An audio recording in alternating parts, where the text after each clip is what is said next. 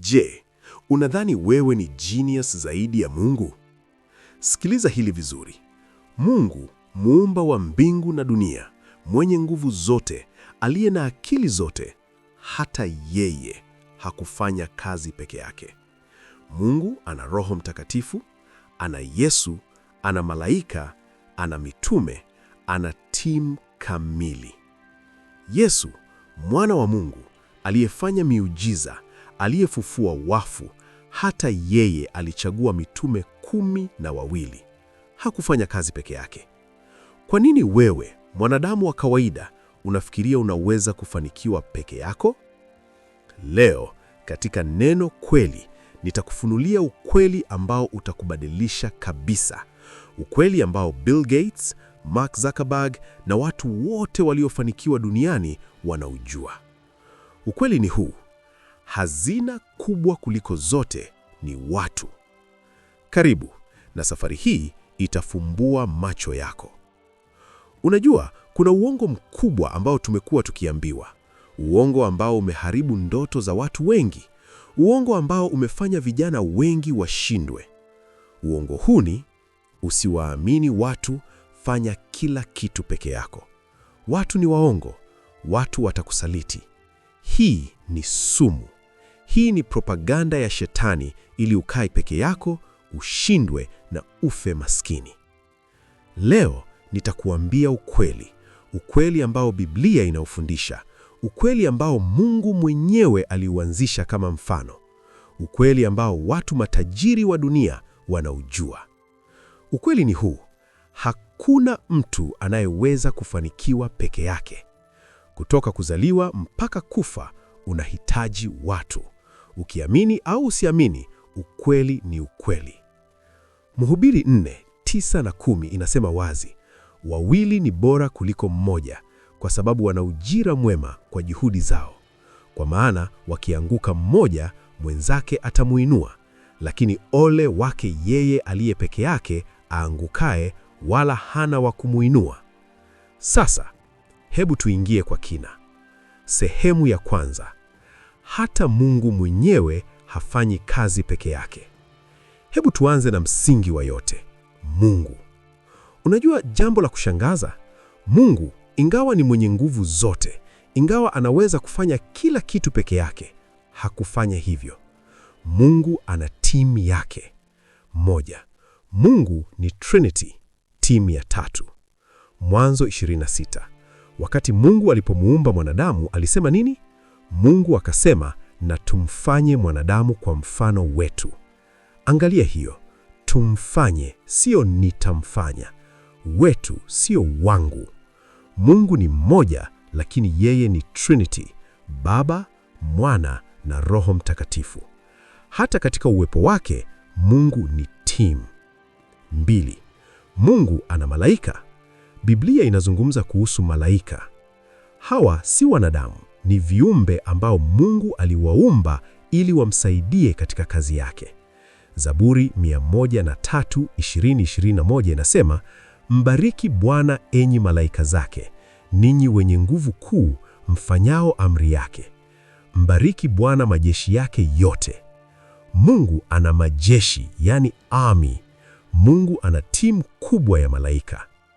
3, Mungu alimtuma Yesu. Mungu asingetuma Yesu kama angeweza kufanya kazi peke yake. Mungu alihitaji Yesu kutekeleza mpango wa wokovu. 4, Mungu alituma Roho Mtakatifu. Yohana 14:26 inasema, lakini msaidizi, yaani Roho Mtakatifu, ambaye Baba atamtuma kwa jina langu, huyo atawafundisha mambo yote. Roho Mtakatifu ni msaidizi. Hata Mungu alijua kwamba watu wanahitaji msaidizi. Funzo kubwa: kama Mungu mwenyewe, aliye na nguvu zote, aliye na akili zote, anahitaji timu, ni nani wewe kufikiria unaweza kufanya kila kitu peke yako? Je, una akili zaidi ya Mungu? Je, una nguvu zaidi ya Mungu? Je, wewe ni genius zaidi ya muumba wa ulimwengu? Hapana. Kama Mungu ana timu, na wewe unahitaji timu. Sehemu ya pili: Yesu alikuwa na timu yake. Sasa, hebu tuangalie Yesu, mwana wa Mungu, mwenye nguvu ya kufanya miujiza, mwenye akili zote. Je, Yesu alifanya kazi peke yake? Hapana. Yesu alichagua mitume 12. Marko 3:13-14 inasema, akapanda mlimani, akawaita wale aliowataka wakamjia. Akawateua 12 ili wawe pamoja naye. Angalia hiyo, Yesu hakuamua kufanya kazi peke yake. Alichagua mitume 12, alikuwa na timu. Na sio mitume tu, Yesu alikuwa na wafuasi wengi. Luka 10:1 unasema, baada ya mambo hayo, Bwana akawateua wengine 72, akawatuma wawili wawili mbele yake. 72, yaani jumla Yesu alikuwa na timu ya zaidi ya wao 84. Wanawake waliomsaidia. Luka 8:2 unasema, wale wanawake wengine ambao walikuwa wameponywa, Maria aitwaye Magdalena na Yohana mkewe Kuza na Suzana na wengine wengi ambao walimtumikia kwa mali zao. Angalia hiyo, Yesu alikuwa na sponsors. Wanawake hawa walitumia pesa zao kufadhili ministry ya Yesu. Yesu, mwana wa Mungu, hakuwa na kiburi cha kusema sitaki msaada wa mtu. Hapana, alikubali msaada. Kwa nini Yesu alihitaji timu? Ni swali zuri.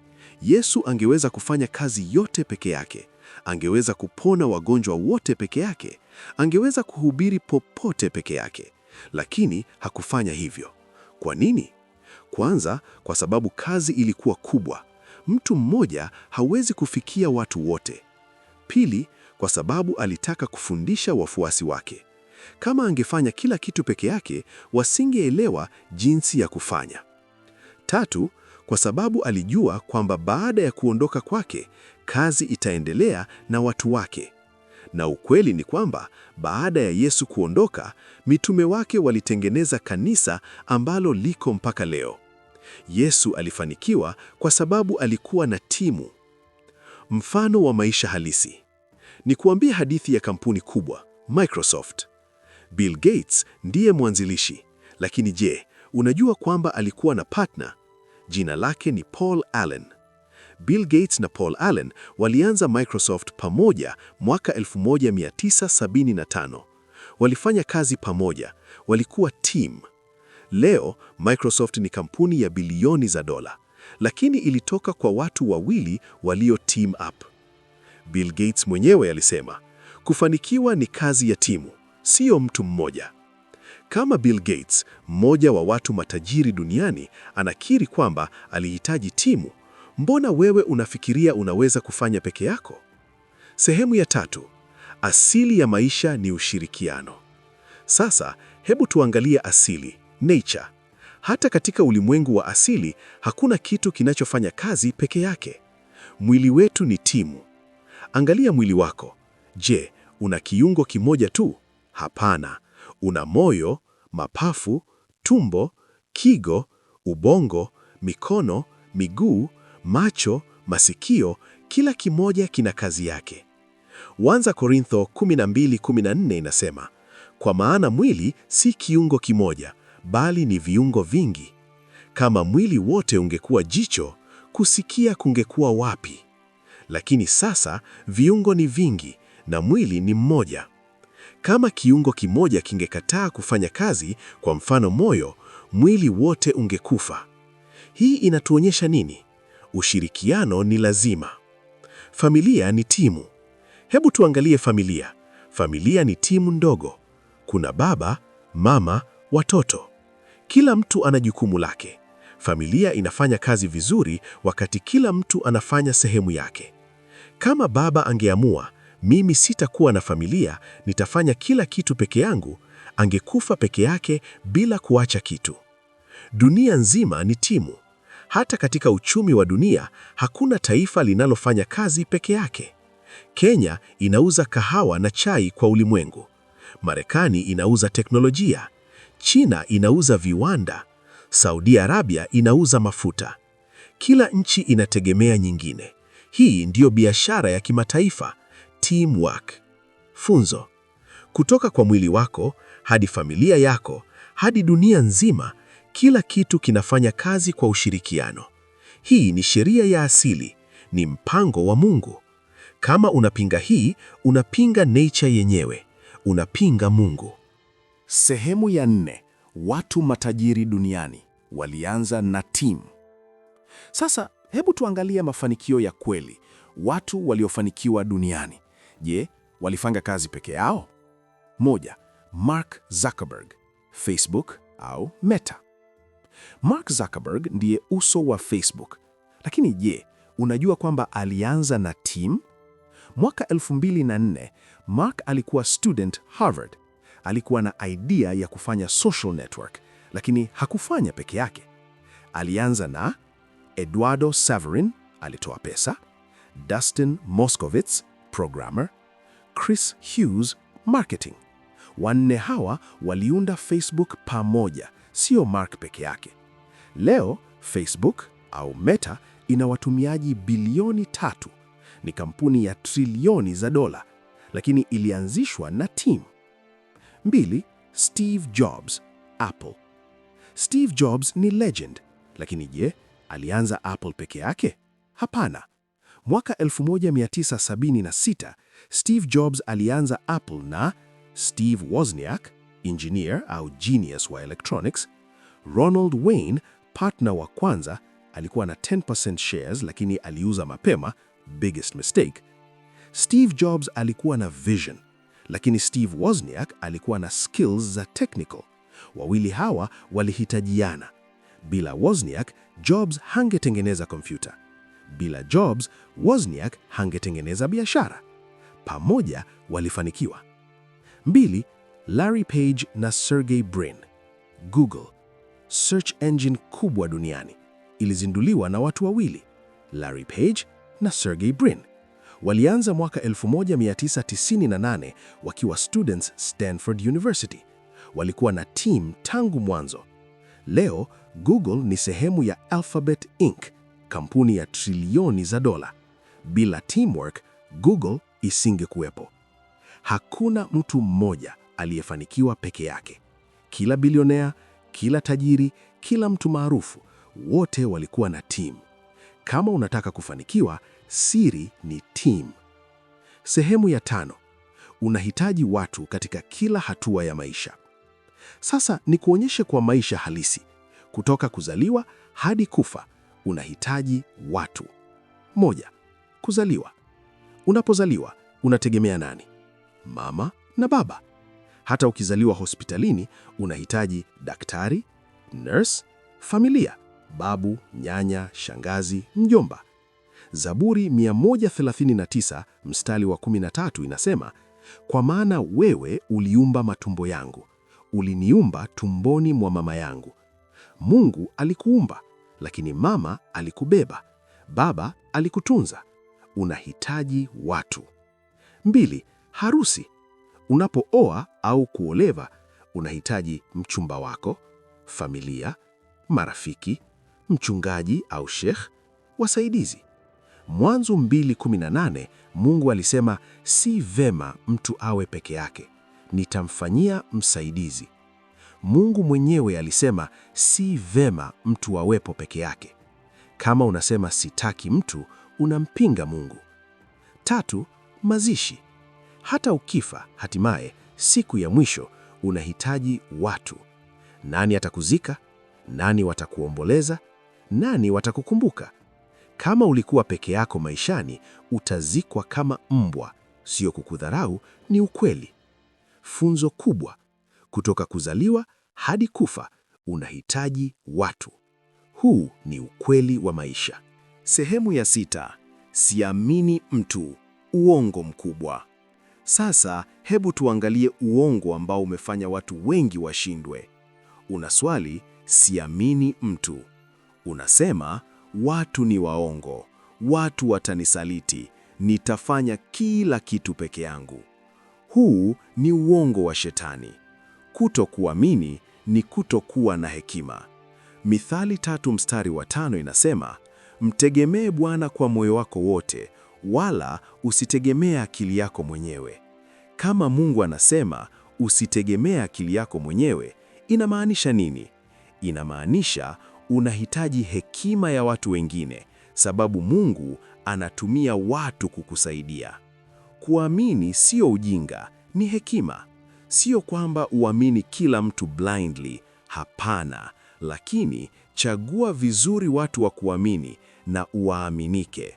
Mathayo 10:16 Yesu alisema, "Tazama, nawatuma ninyi kama kondoo katikati ya mbwa mwitu. Basi kuweni wenye busara kama nyoka na wanyofu kama njiwa." Angalia hiyo, kuwa mwenye busara, yani akili, lakini pia mnyofu, yani amini watu wazuri. Kila mtu aliyesema siamini mtu ameshindwa. Hebu nikuambie, yule rafiki yako aliyesema siamini mtu, yuko wapi sasa? Bado anasumbuka peke yake. Yule ndugu aliyekataa msaada wa watu, yuko wapi? Bado maskini. Yule mtu aliyefikiria anajua kila kitu, amefika wapi? Hapana. Watu wanaofanikiwa ni wale wanaojua jinsi ya kufanya kazi na watu. Funzo: acha kusema siamini mtu. Hii ni sumu. Badala yake, sema nitachagua vizuri watu wa kuamini na nitafanya kazi nao. Sehemu ya 7: jinsi ya kujenga timu yako. Sawa, umesikia yote. Sasa swali ni, unajengaje timu? 1. Tambua ulicho nacho na unachokosa. Kila mtu ana kipaji fulani. Wewe una kipaji gani? Kama una vision lakini huna technical skills, tafuta mtu mwenye technical skills.